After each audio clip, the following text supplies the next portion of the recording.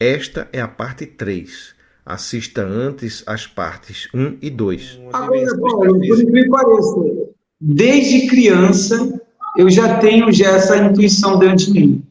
E um detalhe, quando eu era criança, eu lembro muito bem que eu Apoie o estava... nosso canal dando like e se inscrevendo. Contribua também tornando-se membro de nossa comunidade. Para compartilhar a sua experiência com o mundo, confira na descrição deste vídeo os links para o nosso e-mail e Instagram. Conheça também o nosso novo canal de cortes, Experiências Luminosas, um canal descontraídamente sério. Que eu estava num apartamento que eu morava na Rua Natal do Norte, conhecida como Rua 8, no bairro de Del Castilho. Eu estava na cozinha, eu morava no quarto andar, e era de noite, quando eu vi uma luz muito forte, que não era a lua estava do outro lado, e aquela luz, eu foquei nela e eu percebi que ela focava em mim, no céu, e eu chamei minha mãe, mãe, vem ver isso aqui. E aí, quando eu chamei minha mãe estava chegando na cozinha, aquela luz, ela fez assim, sumiu. Aí minha mãe, cadê meu filho? Eu falei, mãe, ela estava aqui, ela fez assim. Aí minha mãe ainda falou, isso é coisa da sua cabeça. Uhum. Eu não entendia, eu era criança. Uhum. Sim, é uma curiosidade, né? Depois que você deixou de ser de seguir a religião evangélica, né? E passou a ser universalista. Como você passou a ver Jesus Cristo, por exemplo? Houve uma mudança ou ele continuou Jesus sendo o mesmo para Cristo, você? Uhum. não só Jesus Cristo, não só Jesus Cristo, como qualquer ser no universo que traga uma mensagem de amor incondicional, sem querer nada em troca, sempre será para mim um exemplo, Uhum. um professor, um mestre e um caminho a seguir. Certo. É como se o Cristo, né? Você me lembrou falando isso de um livro que eu li de Yogananda, não sei se você já viu, era a Autobiografia de um Yogi. Ele Pode fala mandar para mim. Autobiografia de um Yogi, é um livro muito bom. Ele fala de uma energia crística, na verdade, né? Não seria Cristo aquele ser que morou lá na Palestina 2000 anos atrás, Jesus, né? Mas ele faz parte de uma energia crística que pode encarnar em qualquer outro ser que traga aquela mesma mensagem, que vive aquela mesma Sim, é frequência. uma egrégora, É é uma uma egrégora. egrégora de flores. Talvez esteja aí um indício, né, uma hipótese da volta do Cristo, né, que ele disse assim, vai ser diferente essa volta, não vai ser assim, diga, se disserem que eu estou no deserto, não vá lá porque eu não estou, se disserem que eu estou em tal lugar, não vá, porque não vai ser assim a volta. A volta vai ser uma coisa assim, universal, né, todo mundo vai poder ver essa volta. Quer dizer, talvez essa volta seja justamente quando a gente chega naquele ponto que São Paulo diz, né, já não sou eu mais que vivo, é Cristo que vive em mim. Quer dizer, ele passa a ser um Cristo. A energia crística toma conta dele. E aí volta, Sim, talvez, o Cristo. Talvez seja uma volta do Cristo, justamente essa transformação, né, a cristianização do ser. O que você acha? eu disse, inclusive, não sei se você já leu As Cartas de Cristo. Já li. É uma nova consciência. Quer dizer, assim como toda vez que alguém se ilumina, se transforma num Buda, talvez olhando com essa para a cultura ocidental, talvez o Buda seja um Cristo. Então, cada vez que você se ilumina, você se transforma num Cristo. Então, cada vez que você se ilumina, você se transforma, você também se sente fora daqui, Uhum. porque isso fica muito pequeno para você. E quando você participa de uma missão, a sua missão é essa, de transformar, mas também tudo tem um limite. Eu lembro que um amigo meu chegou para mim e falou assim, poxa, Douglas, mas lá onde é que eu frequento, eles falam muito o nome de Bezerra de Menezes. Bezerra de Menezes, ele retornou para ajudar o planeta Terra. Eu falei, mas tudo tem um limite. Chega uma hora que o Bezerra não vai retornar mais. É. E cada um conhece o seu limite. Uhum. E tem um telespectador aí do seu canal que ele entrou em contato comigo e falou, Douglas, você já está fora da Matrix há muito tempo. Ele assistiu a entrevista. E o que você está fazendo aqui? Ele me perguntou. Eu falei, eu tenho ainda que bater o meu cartão de ponto. Até terminar. Eu achei interessante você dizer que quando a gente amplia a consciência, não cabe mais dentro de determinadas ideias, né? Não consegue. Limitadas. Eu me lembrei, eu sempre gosto de fazer uma comparação com Jesus Cristo, porque eu acho que Jesus Cristo, ele não é limitado, né? Limitaram ele e colocaram ele dentro de uma caixinha. E eu faço sempre questão de mostrar que essas ideias completamente amplas, elas também não são contraditórias em relação ao que Cristo ensinou. Então, quando Cristo diz assim, quando alguém nasce de novo, é como o vinho novo, que só pode ser colocado em odres novos. Se você coloca o vinho novo num odre velho, ele vai fermentar e o odre vai estourar e aquilo vai se derramar. Assim como um remendo numa roupa, você não pode colocar um remendo novo numa roupa velha, porque ela vai rasgar, o remendo vai rasgar a roupa velha e vai se tornar ainda maior que o buraco, né? Então é mais ou menos isso. Uma vez que você se torna novo, você nasce novamente, quer dizer, nasce espiritualmente, você não pode mais caber dentro daquelas mesmas ideias que você antes vivia, porque você se torna mais amplo. Será que isso faz sentido? Faz sentido. E, além disso, você tem mais alguma pergunta? Tenho. Pode mandar a pergunta primeiro. Mas faz sentido. Uhum. Sim, uma pergunta, né? Agora falando de naves como objetos voadores, né? De luz ou de matéria mesmo, de metal, por que algumas pessoas veem e outras pessoas não veem essas naves? Porque é frequência. Você disse Frequência. que tinha uma moça lá no Rio de Janeiro, né, que um psicólogo falou para você que ela via umas naves lá no Rio. Por que ela vê e outras pessoas não veem? Paciente dela. É a consciência que vê. A Não é paciente, a paciente. a paciente dele. É. Por que algumas pessoas veem e outras não? Frequência. Depende da frequência que você tiver. Tudo é frequência, o universo é base de frequência. Por exemplo, tem um filme chamado A Ascensão de Júpiter. O outro nome desse filme é o mesmo filme. Ele tem dois nomes, A Ascensão de Júpiter e o outro, O Destino de Júpiter. Uhum. Assiste esse filme umas 3 vezes, com muita cautela. Tem uma parte do filme em que uma terráquea ela é abduzida dentro de um hospital sem perceber. E ela pensa que aqueles seres são médicos, mas não são médicos, são seres que estavam preparando para acabar com ela. Porque sabia que ela tinha uma grande missão aqui na Terra, a desenvolver para ajudar o planeta Terra. A despertar o planeta Terra. Esses seres não queriam que ela fizesse. Seres que trabalham para o mal. E aí, um ser que percebeu isso, ele se infiltrou no meio desses médicos, lutou contra eles, ela estava já apagada, botou ela no ombro e saiu com ela pela janela.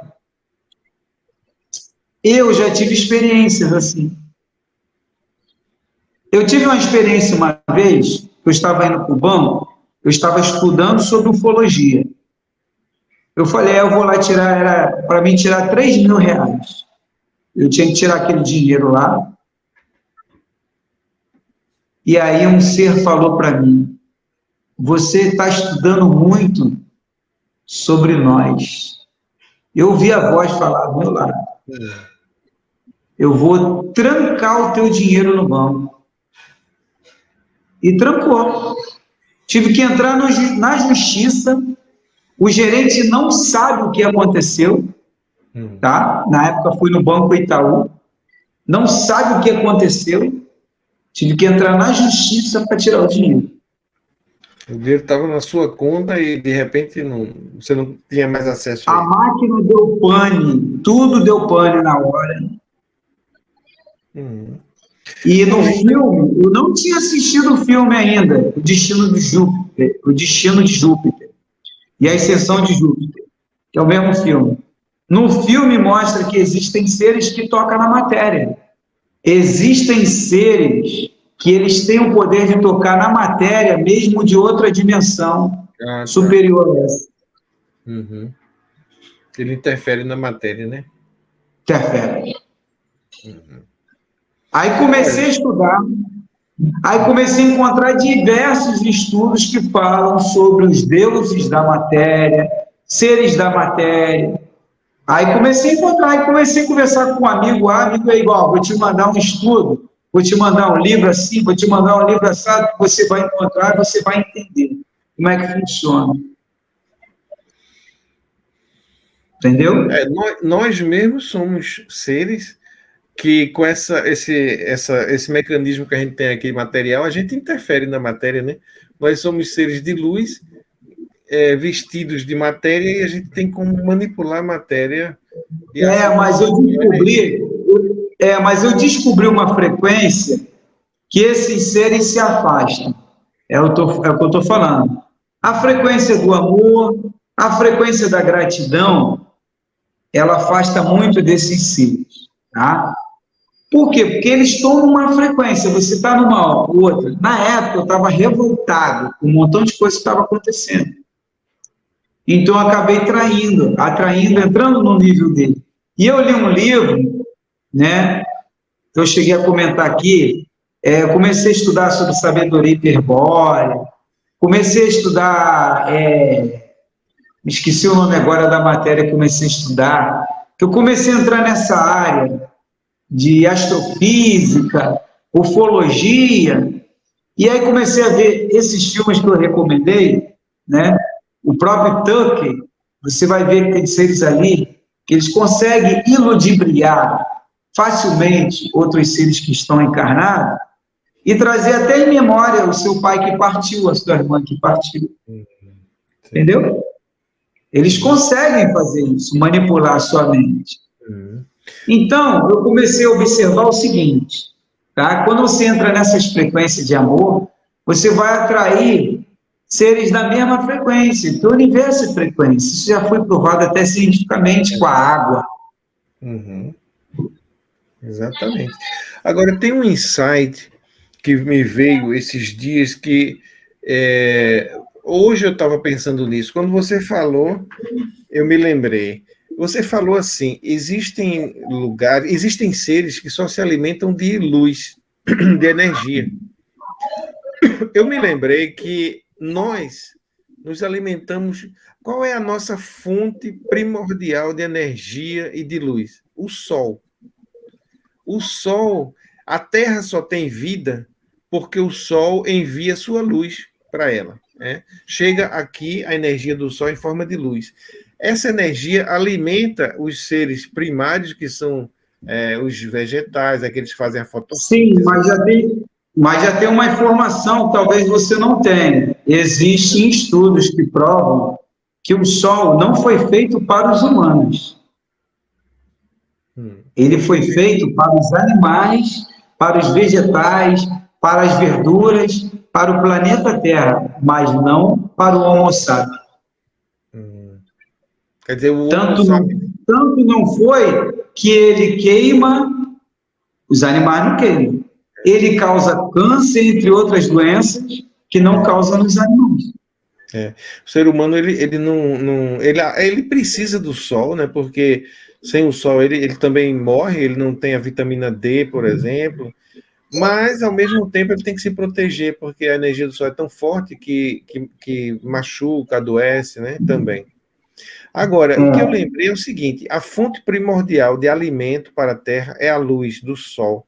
A partir daí, ela começa a se transformar em matéria através das plantas, dos animais que comem as plantas e dos animais que comem outros animais. E aí, essa energia chega a todos transformada, mas a fonte original dela é luz, pura luz, é o Sol, a luz do Sol. sim, mas aí tem um outro detalhe também, Paulo. A luz que nós conhecemos como luz, que estamos vendo aqui agora, no universo imaterial, é o contrário. A luz lá é a escuridão, é o nada. A verdadeira luz, a verdadeira origem de tudo, o início, é o nada.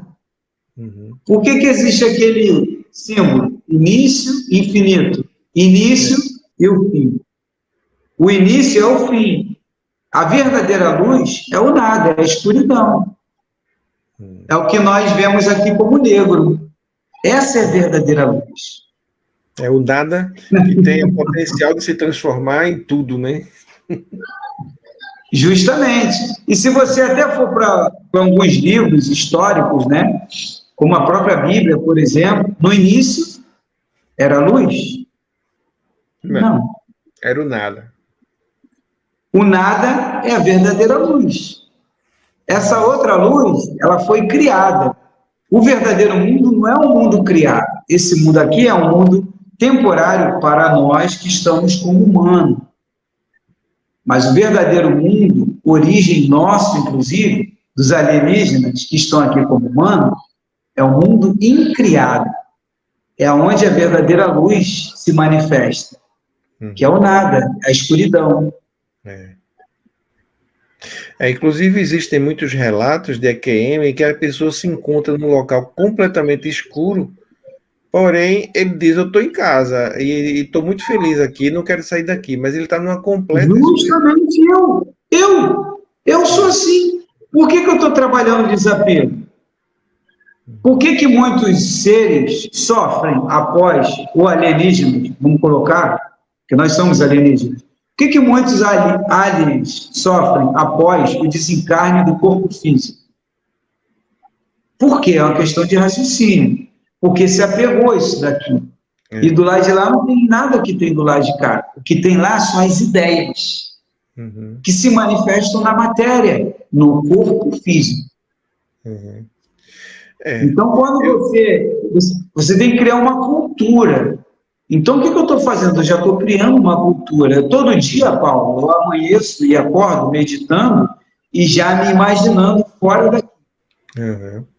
Eu já fiz um curso de hermetismo, né, com um mestre chamado Dr. Laércio do Egito. Esse Laércio do Egito, esse Laércio do Egito foi ele que trouxe a ayahuasca aqui para a região, não sei se para o Nordeste, mas ele participou ele já é falecido, né, mas participou daquela religião, União do Vegetal. Ele é um dos mestres, né? E eu Santo Daime. o Santo Daime. E eu fiz um curso com ele. E ele falava eu participei de Santo Daime. Foi, né? Eu não Só que eu cheguei participei assim, fui visitar, né?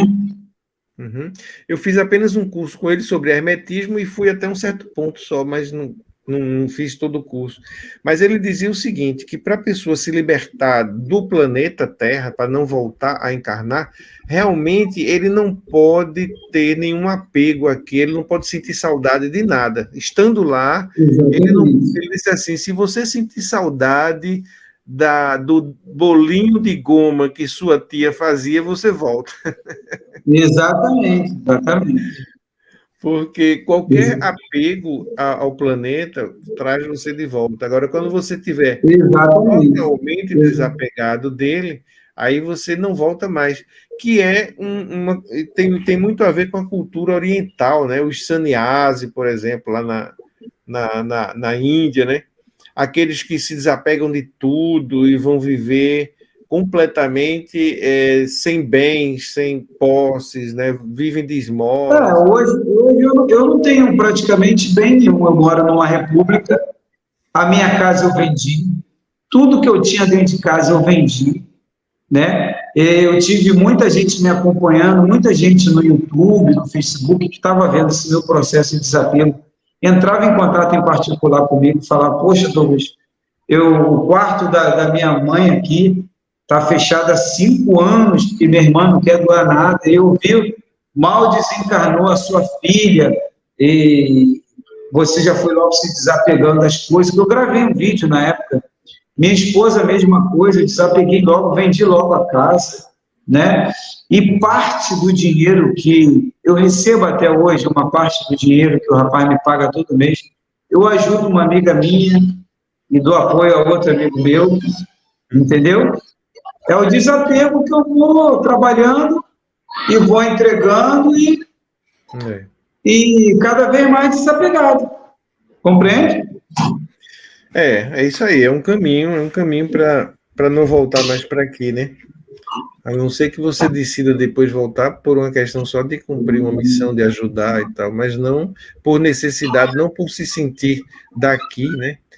E, mais uma vez, eu lembro de Jesus quando ele dizia, eu quero que vocês vivam no mundo, mas sem serem do mundo.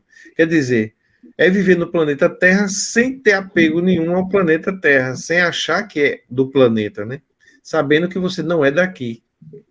Eu já preparei minha família em cima disso, conversando com a minha mãe, minha irmã. Ontem à noite eu estava conversando isso com a minha mãe. Mãe, a senhora sabe que a senhora não é minha mãe. Fora da matéria. Aqui é um arquétipo, mano. Isso eu aprendi na sabedoria hiperbórea, que me ajudou muito, né? Aqui é um arquétipo, mano. Aqui é um personagem. Tudo aqui é personagem. Esse mundo aqui é a manifestação do mundo das ideias. Então, a senhora é minha mãe aqui, eu vou estar sempre que eu puder visitar a senhora, mas a senhora tem que estar consciente também, né, que vai terminar os seus dias aqui. Enquanto não termina, a senhora ama, mas com consciência, não com apego. Falei para ela. Quer dizer, isso aqui é um grande teatro e nós somos personagens. Exatamente. Né? Show do Truman. Okay, você assistiu o show do Truman? Já assisti o show do Truman. É o show do Truman. É verdade. O show do Paulo. É isso. Olha, então, se você quiser, eu acho assim, eu já fiz as perguntas que eu achei que deveria fazer. Se você tiver alguma coisa ainda que gostaria de falar e não falou, aproveite nas suas considerações finais aí. Bem, existem mais de 1000 mundos de ilusões, tá? Esses mundos têm naves. Todos eles têm naves, tá? Os que não têm naves também são de ilusões. Todos fazem parte da ilusão da consciência.